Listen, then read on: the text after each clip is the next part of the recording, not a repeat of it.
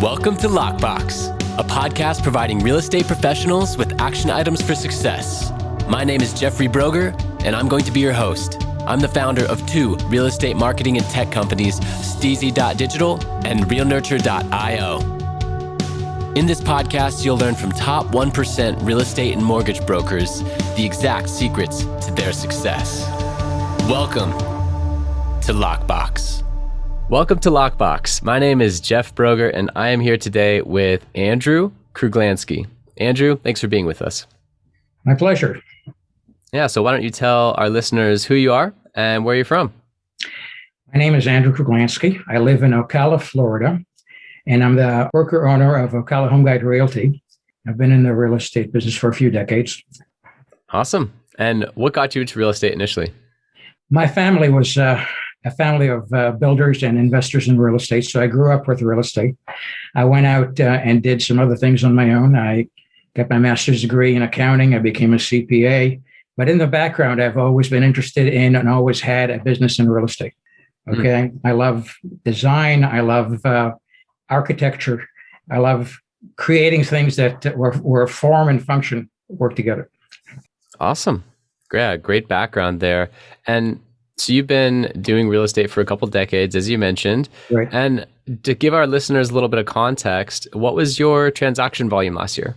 I'd rather not discuss that if you don't mind. Oh yeah, no worries. You know, most brokers have no problem. It's kind of available to all agents to see, but I understand. Yeah, no worries at all if you're not comfortable with it. And really the purpose of this podcast is to then distill down the action items for success that helped to get you there. So that's why I asked that question, is because if say, for example, you were at 80 million a year and there's someone else that's at 40, it's like, oh man, I want to learn from this guy, right? So without saying the transaction volume, what are some action items that help to attribute to your success over your career? Well, what I'm trying to do is add value whenever I can. So I created my own website. I use my own technology. The website is the most integrated, fastest website available. I also create other tools that I use to provide value to my customers, to people who come onto my website. I have a second website, which is a community website, which I created because of the pandemic. And basically it allows local small businesses to advertise for free. Okay. On my website, basically my main emphasis is educating the consumer, because I feel that the more they know, people have to make their own decisions. I can only guide them and explain the consequences of those decisions based on my experience. So my website is based strictly on educating the consumer at every aspect of the transaction, then allowing them to have enough knowledge to make their own decisions. Got it. Yeah. So big focus on the digital presence and being able to have consumers go on your site. So in getting that site out to the public, are you relying on search engine optimization, or are you emailing that out? Are you running ads? Like, how are people finding the site?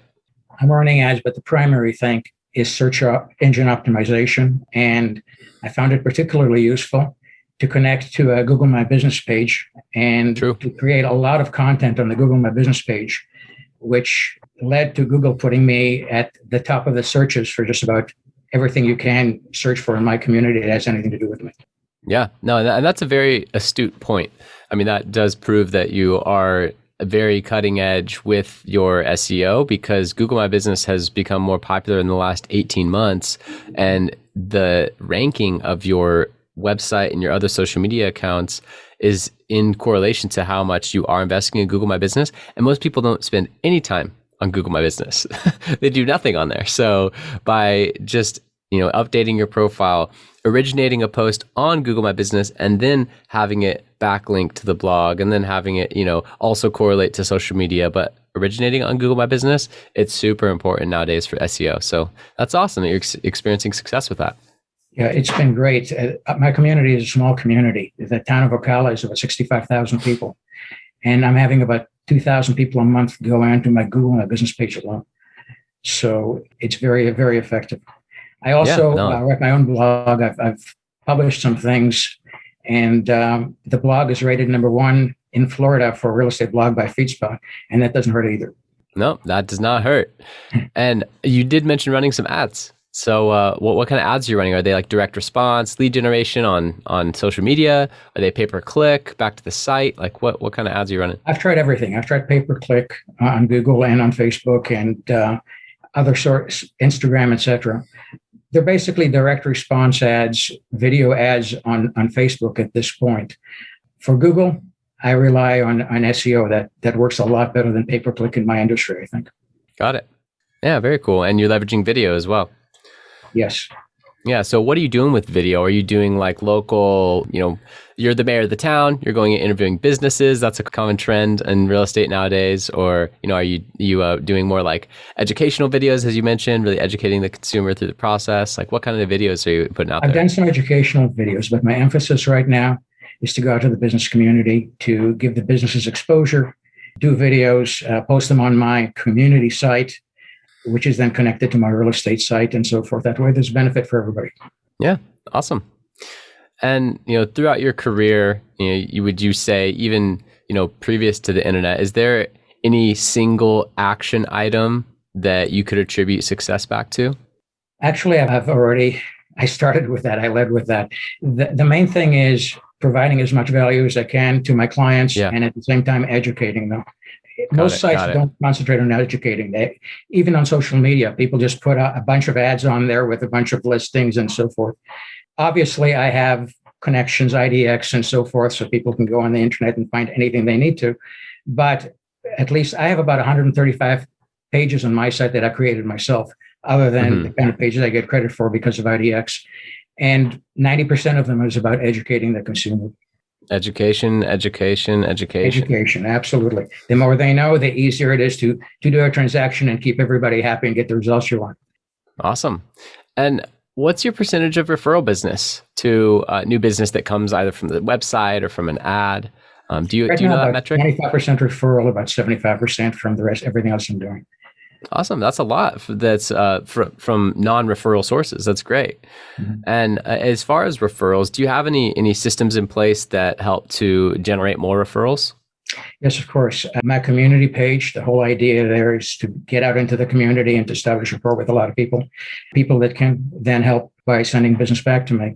I have a CRM, which has connections with everybody that I deal with automated, so that I can keep in touch with people automatically. And the whole thing about referrals is that agents do a deal, their customers are very happy with them, and then they don't touch base with them for 10 years and out of sight, out of mind. Okay, I use my technology to keep in touch with people. Yeah, that makes sense. And I do like the community page for that reason as well. It is putting you at the epicenter of all these conversations. So that's great. You seem to be pretty advanced in your focus on web and technology. So where do you think the industry is heading in 5 or 10 years? What's a real estate transaction going to look like? I think already we're talking about a paperless office, and I think that technology is going to get much more advanced over the next 10 years. But at the same time, I think the human factor is always going to be there. I look at what's happening right now with for sale by owners. Okay, they try it on their own, and then they realize that there are some issues involved. For example, when a person comes to see a house, they don't feel comfortable necessarily telling the truth and asking the right questions with the owner. People like to be nice to other people. Whereas if they're there with their agent and the owner's not involved, they're not worried about hurting anybody's feelings, and they're more open to asking questions. And so the rapport between an agent and their clients is always going to be there, in my opinion. Yeah, that makes sense. And that's been a common thread and a common answer to that question, as I've asked a lot of top real estate professionals, is that the human element is impossible to replace. So yes, certain aspects of the transaction will be streamlined, but I think that's an interesting point with the for sale by owner. The need or the, I guess, lack of desire to be there and negotiate. Like most people don't have to go through a transaction like that, right? And in their day job, they might just be like doing accounting or something that's completely non-verbal. Like, and then they find themselves trying to negotiate for their house. They're like, I don't like this. So, absolutely. Yeah. So as far as digital marketing goes, when you get some listings, how do you leverage digital marketing to help gain exposure for them? Of course, I'm sure you put it on your site and the IDX and all that, but are you doing listing videos? Are you running video view campaigns and ads? Like, what are you doing in the digital world to gain more exposure? I'm running video campaigns particularly on Facebook. Okay. But I also have resources that I belong to that give me access to about 750,000 real estate professionals all over the world, which gives me an opportunity to tailor the contact that I need to make to the type of property. So if the property is here in Ocala, this is horse country, okay? Ocala is considered the horse capital of the world. 12 of the 20 horses that appeared in the Kentucky Derby were from Ocala this year. Wow.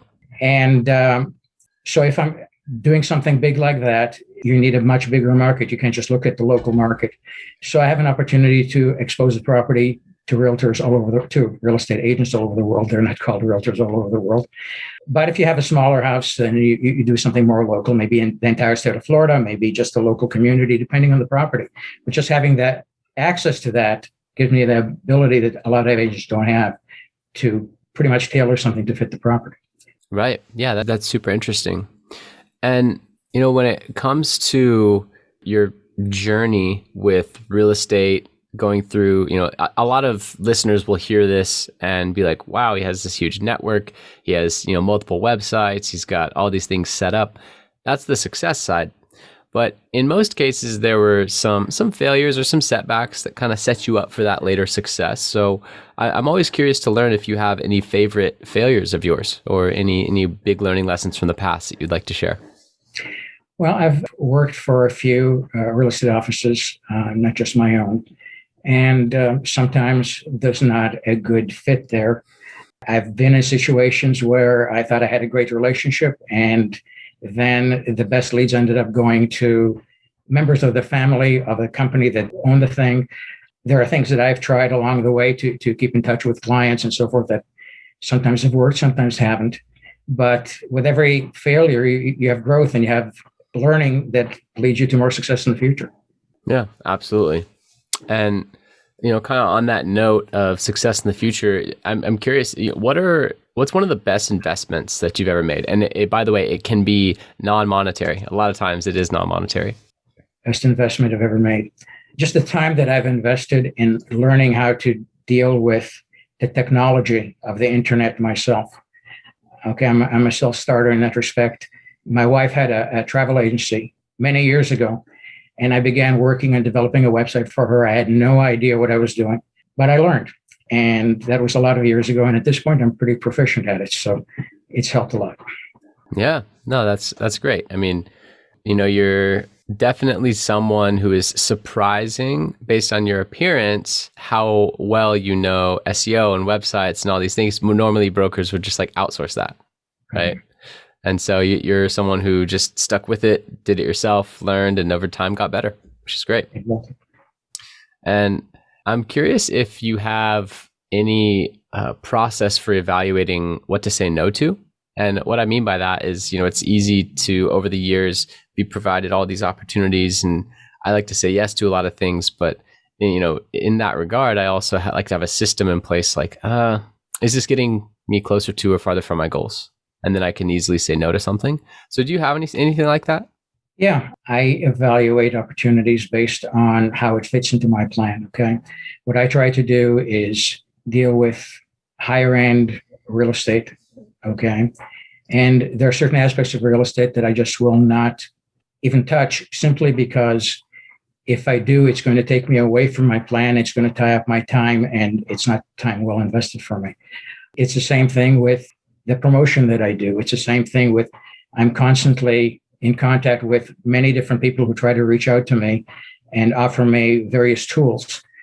I evaluate those things very quickly and see how it fits into what I'm doing. And I add them very selectively and usually don't change that much, because you can just be tied up in doing that and taking away time from what you really need to be doing. Yeah, that's a really good point, having that clarity. And, it happened to me the other day.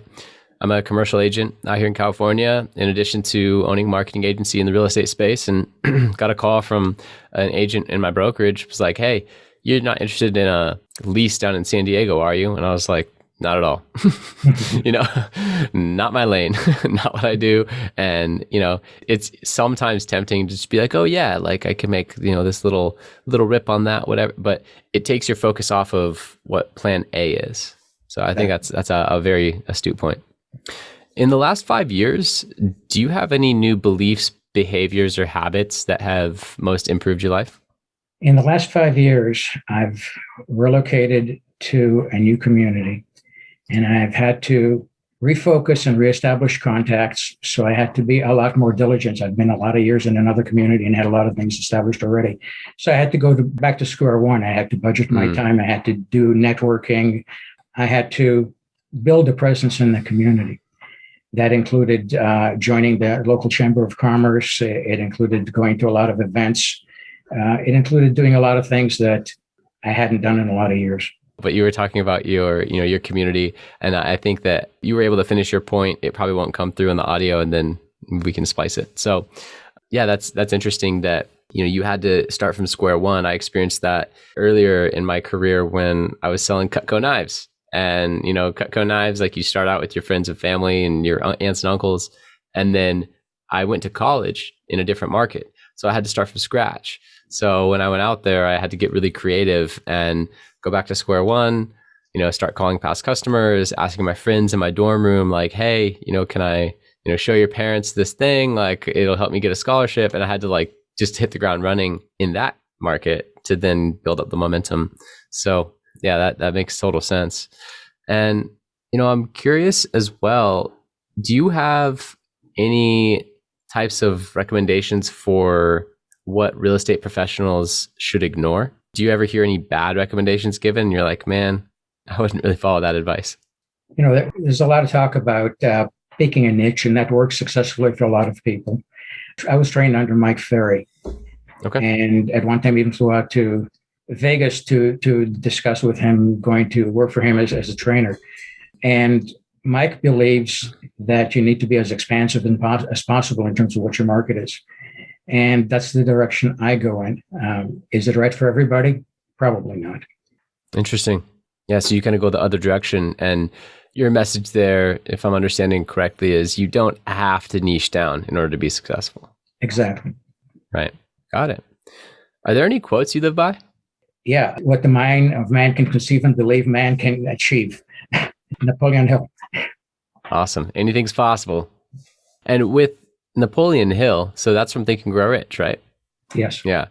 Phenomenal book. That was first given to me by one of my best friends in high school's dad, and he was a commercial real estate agent. Mm-hmm. And that was kind of like my first introduction, or one of the first. I also had read Rich Dad Poor Dad at the time, but yeah, phenomenal book, read it multiple times. So speaking of books, do you have any others that you'd suggest? What are 1 to 3 books that have greatly influenced your life or career? There are some books that Keller wrote, which are excellent books on real estate from Keller Williams. Do I remember the name of them right now? No. The other books that I've read is I've read everything that I can about the biography of Warren Buffett. It's not the real estate business, but it's still all about success. Yes, I would agree with both of those. Yeah, I have a few Keller books, and then I have Warren, like 2 or 3 of Warren's books, and I haven't read his autobiography, but that's awesome.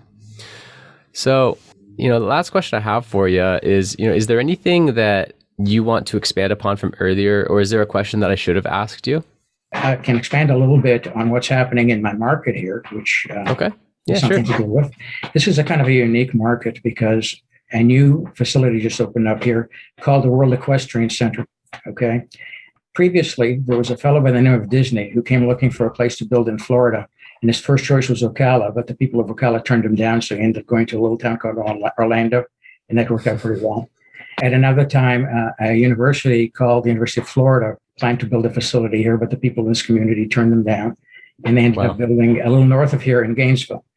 Now, because of the equestrian industry, the World Equestrian Center has come here. It's a center that involves 21 arenas that are designed, state-of-the-art arenas that are designed for every equestrian competition possible. And it creates a situation where this opened in January, and it's going to be drawing people from all over the world, which is going to create an incredible growth and incredible demand on real estate. So the market here is going to be absolutely phenomenal. So I think the future here is extremely bright. It's a great place to invest in real estate. Very interesting. And also for probably extended stay and the different types of multifamily as well, because, if there's a lot of travelers, then Exactly. hotels, restaurants, retail, mixed use, I think of it from the commercial side, Absolutely. yeah, that's awesome. The Chamber of Commerce here, last I heard, estimated that we're short about 4,000 hotel rooms right now. Yeah. And that's only going to continue as the World Equestrian Center grows in popularity. Absolutely. Absolutely. Awesome. Well, I appreciate you being on. How can listeners contact you if they want to, refer a deal to you or get in touch?